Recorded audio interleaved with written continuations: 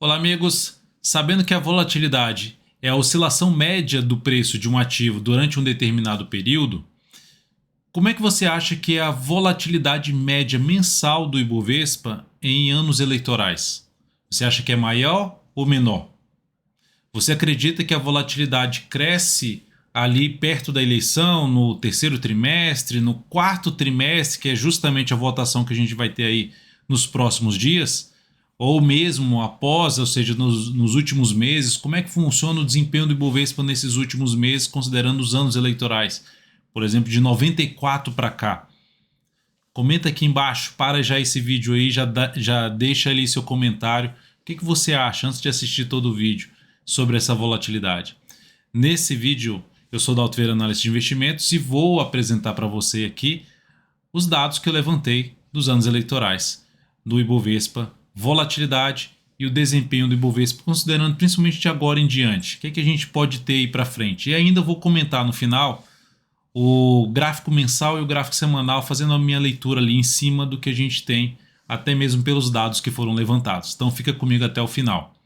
Vamos lá, vamos começar esse vídeo aqui. Eu vou mudar aqui minha tela para apresentar aqui num outro formato. Então aqui, primeiramente, o que eu levantei, né, de dados em relação ao Ibovespa?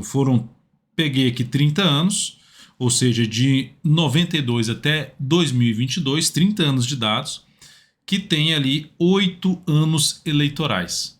Então foi o período que eu peguei para avaliar essa volatilidade do Ibovespa. E eu usei o que para descobrir a volatilidade do Ibovespa?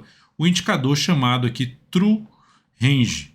Então, se você quiser entender melhor sobre esse indicador, tem um vídeo aqui no meu canal no YouTube falando sobre o que é esse True Range, que você pode obter essa volatilidade do ativo, volatilidade nominal desse ativo, ou seja, do Ibovespa, de um índice, de um ETF, de uma ação, enfim, qualquer que seja o ativo e qualquer que seja a periodicidade, você consegue descobrir a volatilidade nominal desse ativo. Mas qual foi a volatilidade média, então, mensal do Ibovespa? Volatilidade mensal. Qual foi a volatilidade média mensal? Nesses 30 anos? 14%. Então, a volatilidade de cada mês, o quanto ele oscila para cima ou para baixo, pegando aí todo o período desses 30 anos, a volatilidade média mensal do Ibovespa na faixa dos 14%. E na eleição? Olha a primeira resposta, 14,4%. É superior à média. A média contando todos os anos, pegando só os anos eleitorais, 14,4% a média mensal. Ou seja, sobe um pouco, mas é muito pouco. Ou seja, não é algo tão representativo, não é algo que me guiaria a tomar decisões por conta da volatilidade. E tirando ali desse total aqui, se eu retirar os anos eleitorais, ou seja, der um menos aqui nos anos eleitorais, o que eu tenho? Eu tenho uma volatilidade média mensal sem os anos eleitorais na faixa de 13,9%, ou seja, no final das contas, é bem próximo aqui todos esses valores, não trazendo um dado assim, nossa, em anos eleitorais é muito maior a volatilidade. Não necessariamente. Pode ter um ou outro ano ali, mas eu vou apresentar mais dados aqui para vocês. Peguei aqui os dados ali desde 94 até 2002, de trimestres, né? Ou seja, como é que tá? A gente está no terceiro trimestre de 2022, a gente está no terceiro trimestre. Como é que está a volatilidade? Como é que foi a volatilidade média mensal até agora? Em 2022, 10,1%. E desse trimestre atual, de terceiro trimestre, 8,6%, menor do que a média. Significa dizer que a volatilidade dos trimestres anteriores foi superior a essa aqui, que já está, ou seja, já estamos em cima da eleição. E aí, olhando para o comparativo, principalmente, ou seja, o que a gente pode esperar de volatilidade para o quarto trimestre, outubro, novembro, dezembro, que já é a parte de eleição, o primeiro turno, talvez o segundo turno. Então, o que a gente pode esperar? E como é que é a volatilidade também após definir o candidato, ou seja, o novo presidente, né, com a definição, como é que funciona lá no ano seguinte, no primeiro trimestre? Também eu levantei esses dados. O que dá para perceber é o seguinte: no quarto trimestre, normalmente a volatilidade ela é inferior, geralmente, ela é inferior, aqui ó, ela é inferior à do terceiro trimestre. Ou seja, no trimestre onde nós temos a votação, primeiro, segundo turno, normalmente é menor a volatilidade do que o trimestre anterior. Dá para ver que foram poucos momentos que aqui teve uma volatilidade alta, 9% acima da média, mas foi inferior à do terceiro trimestre. Aqui foi um pouco superior à do terceiro trimestre, mas os demais meses, ó, todos inferiores à volatilidade média do terceiro trimestre. E no trimestre seguinte, que é do primeiro trimestre do ano após já estar eleito, já sabemos aí qual o presidente, nós tivemos aí uma volatilidade também não tão descolada do que foi anteriormente. A não ser aqui para trás, ó, dá para observar que antigamente, lá para 98 para trás, a gente tinha uma volatilidade muito alta comparando aqui com agora. Inclusive, eu até peguei aqui ó, os dados, peguei assim, ó, se eu te retirar esse 94 aqui do histórico, fizer a média da volatilidade ali do mensal, cai para 12,9%. Em vez de ser 14,9%, 14,4% cai para 12,9%. Se eu tirar 94. Se eu tirar 94 e 98, eu tenho aqui uma volatilidade caindo para a faixa de 10,8%, 11%, arredondando aqui para 11%. A volatilidade média do terceiro trimestre, que é o que estamos agora e está para ser encerrado, foi de 11,2%, um pouquinho acima da média, tá? Em anos eleitorais. Tudo isso aqui são dados em anos eleitorais. Já do quarto trimestre foi inferior à do terceiro e do primeiro trimestre do ano seguinte, já com um novo presidente, também levemente inferior, ou seja, falando de média, vai ter um outro mês ali que vai ser acima. Por exemplo, aqui no quarto trimestre de 2014, nós tivemos um ano que o quarto trimestre, nós tivemos um trimestre que foi superior à volatilidade média, a oscilação média do Ibovespa ao terceiro trimestre. Beleza, ou seja, pegando aquela curiosidade, pô, será que a volatilidade vai aumentar na eleição, ou seja, no primeiro e segundo turno? Na média, mostrou-se que isso não aconteceu nas últimas eleições, né? Considerando principalmente ali de 98 para cá, a volatilidade foi caindo ali no quarto trimestre e também no primeiro trimestre do ano seguinte. Aqui caiu também, pegando já de 2002 em diante, aqui pegando de 98 em diante. Então, que é onde a gente começa a ter uma volatilidade média do Ibovespa mais baixo de 2002 em diante, em anos eleitorais.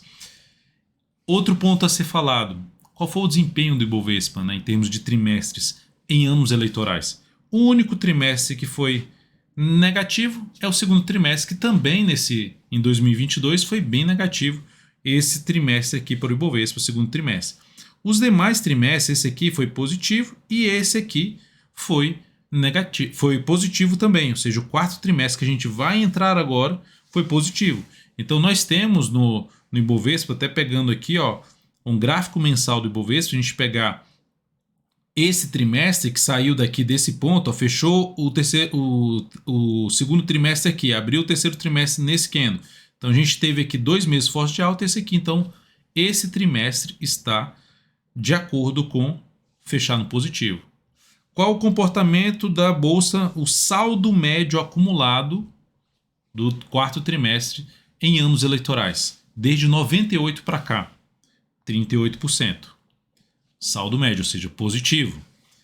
E pegando mês a mês, já computando aqui, ó, no mês 9, em anos eleitorais, normalmente fechou negativo.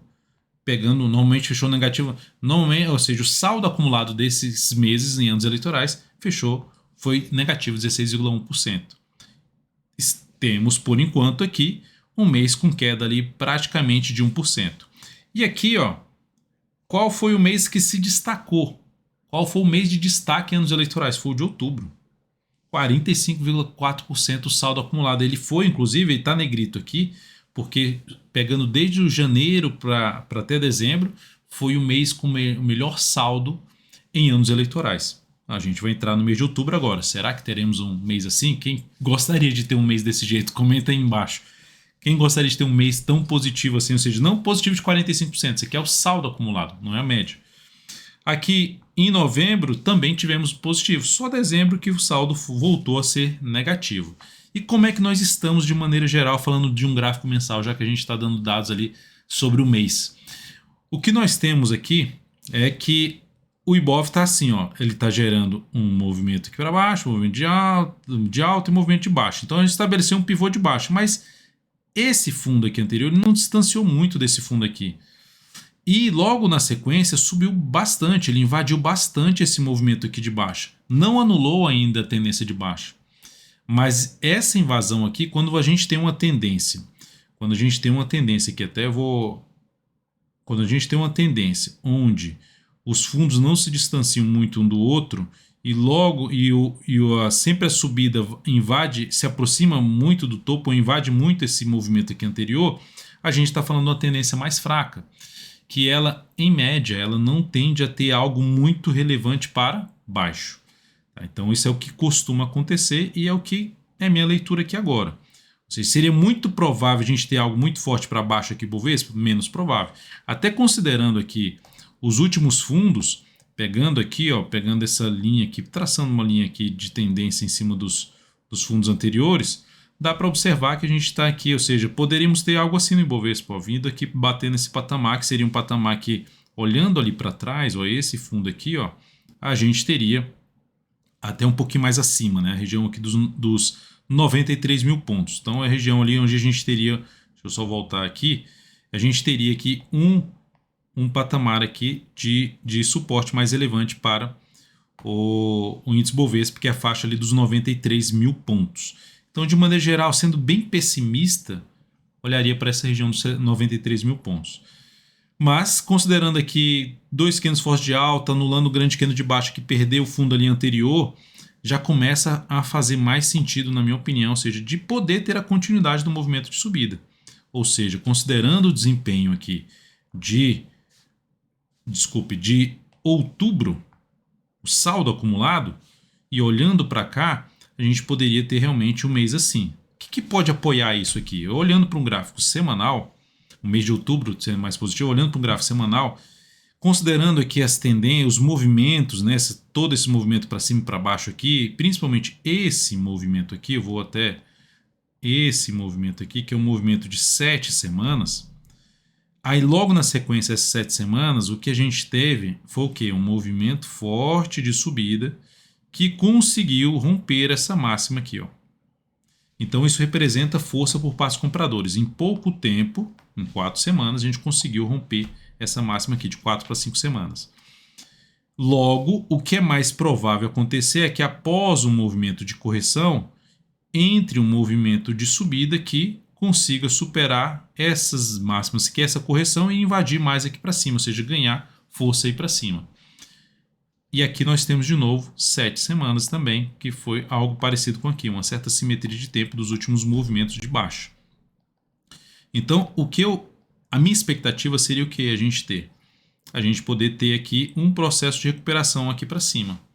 Só que a gente vai monitorar no gráfico diário isso de perto e que você pode acompanhar aqui na análise de fechamento do pregão, que é o Ibovespa, por exemplo, retornar para cima de uma região ali de 110 mil pontos, gerar algum indício, rastro, que a gente usa análise técnica para isso, para rastrear força por parte dos compradores ou força por parte dos vendedores tentando atuar a favor desse grupo dominante. Então, não significa dizer que é certeza que o mercado vai fazer isso aqui, mas tem alguns indícios que mostram que, por enquanto, está fraco para cair comparado ali àquela força para subir. Então, se no gráfico diário gerar algum sinal, algum rastro ali de força por parte dos compradores, um fechamento mais relevante ali para cima dos 110 mil pontos, já começa a trazer um indício que a gente pode ter isso aí a partir da próxima semana. Não necessariamente já nessa semana. Adalto, o que pode anular essa expectativa?